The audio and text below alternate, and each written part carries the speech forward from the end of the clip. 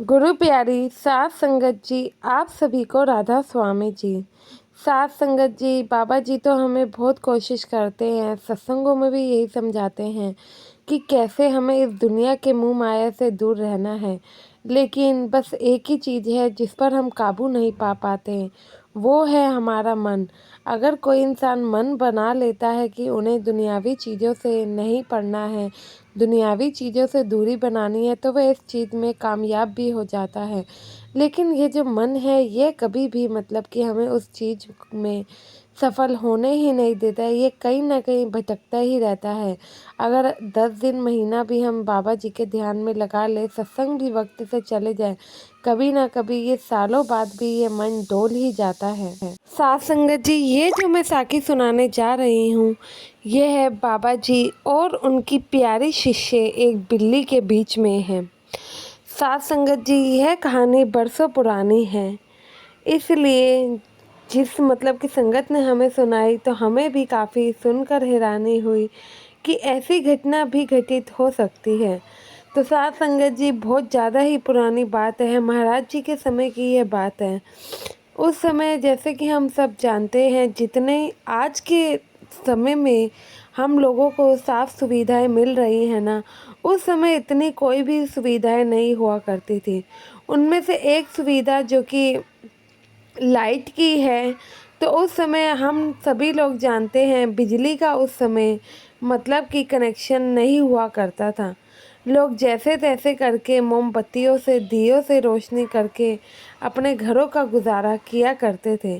तो साथ संगत जी, उस समय महाराज जी क्या करते थे, डेली सत्संग की जो किताब है वह पढ़ने के लिए बैठा करते थे। जब वे किताब पढ़ने बैठते तो उनके पास एक प्यारी सी, बहुत ही अच्छी सी बिल्ली थी, तो वह भी उनके पास आके बैठ जाया करती। तो बाबा जी अक्सर क्या करते, बिल्ली के जो कि हेड होता है, सर होता है, वहाँ पर दिया रख देते थे। उस दिए से बिल्ली को कोई भी हार्म नहीं होता था।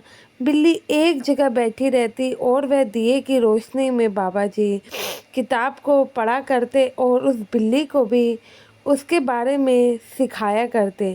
साथ संगत जी, वो मानो बिल्ली नहीं बल्कि एक सत्संगी रूह ही थी, तभी वह बाबा जी के आसपास रहा करती थी और उनके आगे पीछे ही घूमा करती थी, मानो कि वह बाबा जी से यही कहती हो कि बस उसे मुक्ति मिल जाए। तो एक बार की घटना ऐसे हुई, बाबा जी कहते हैं कि मैं डेली इस बिल्ली के ऊपर दिया रखता हूँ और यह बेचारी हिलती तक नहीं है। अब एक बार तो इसकी परीक्षा लेना बनता है। तो बाबा जी ने प्लान बनाया कि बिल्ली की परीक्षा लेते हैं, क्या यह सच में मतलब कि मोक्ष चाहती है या फिर अभी भी इसका मन जो कि इसके काबू में नहीं है।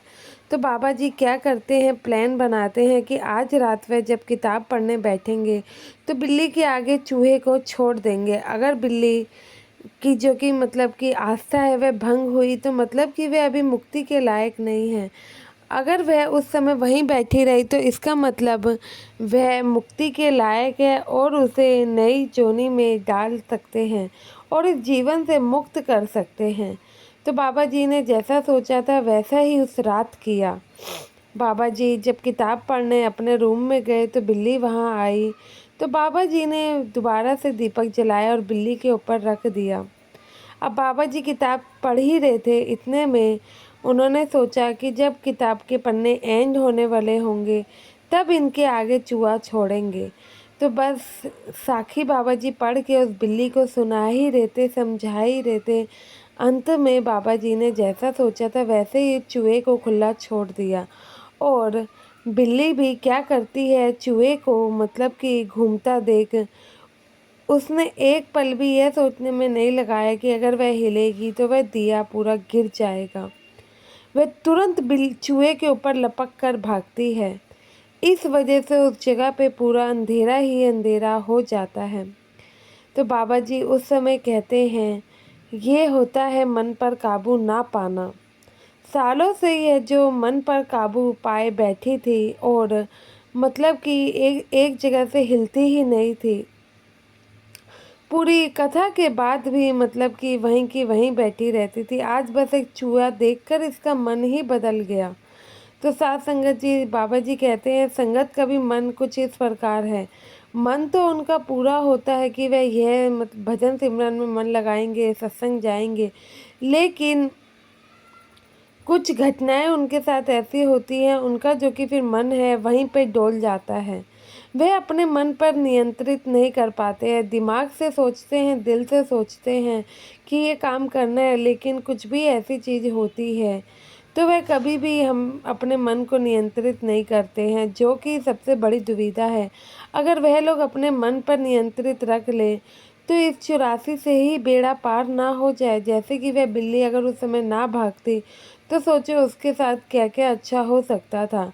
बल्कि उसका जो कि मन है वह भी नियंत्रित हो जाता कि वह कुछ भी हो जाए लेकिन अपनी चीज़ों पे अटल है, लेकिन उसने ऐसा नहीं किया।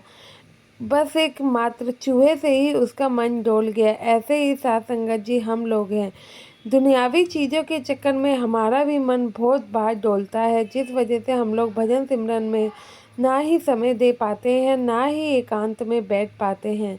तो जैसे कि बाबा जी समझाते हैं कि हमें अपने मन पे नियंत्रित करना है। हमने जो ठाना है, सोचा है, उसको करना ही करना है। ये नहीं सोचना है कि क्या हमारे आगे है, तो ही हमारे लिए बेहतर भविष्य होगा।